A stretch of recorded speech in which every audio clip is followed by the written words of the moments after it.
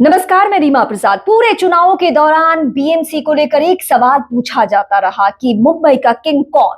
जवाब मिल चुका है, मुंबई का किंग बीजेपी। लेकिन बीजेपी यहां तक कैसे पहुंची, वो कैसे सफलता हासिल कर पाई, ठाकरे बंधु कहां फेल हो गए, ये तमाम ऐसे सवाल हैं जिसका जवाब इस वक्त हर कोई जानना भी चाहता है और इस पर डिस्कस चल भी रहा है।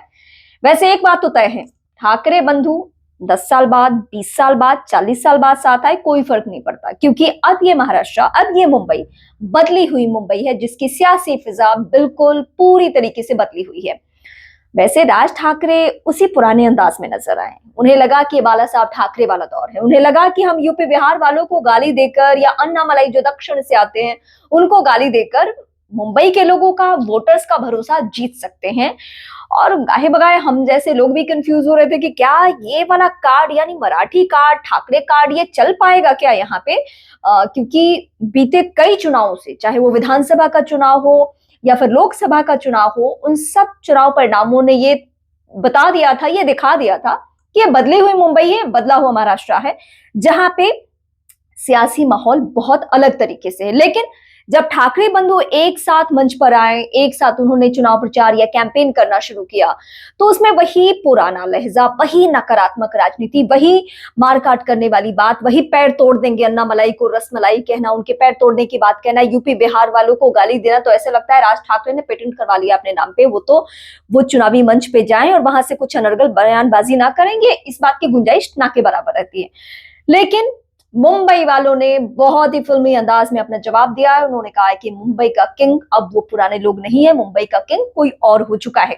अब इस बीच कंगना रनौत का एक स्टेटमेंट बहुत वायरल हो गया है। वो आपको 2020 वाला प्रकरण भी याद होगा, जब कंगना रनौत ने, जब उनका बीएमसी के जरिए घर टूटा था और उद्धव ठाकरे के हाथ में पावर, मतलब वहां के वो सीएम हुआ करते थे, तो उस समय कंगना रनौत ने एक स्टेटमेंट दिया था कि आज मेरा घर टूटा है उद्धव ठाकरे, एक दिन तेरा घमंड टूटेगा, ये वक्त का पहिया है। अब वो स्टेटमेंट लोग सोशल मीडिया पे खूब वायरल कर रहे हैं। वैसे राजनीति है, जीत हार लगी रहती है। ऐसा नहीं है कि बीजेपी आखिरी सच्चाई है मुंबई की और पहले के लोग आखिरी सच्चाई है, ऐसा कुछ भी नहीं है।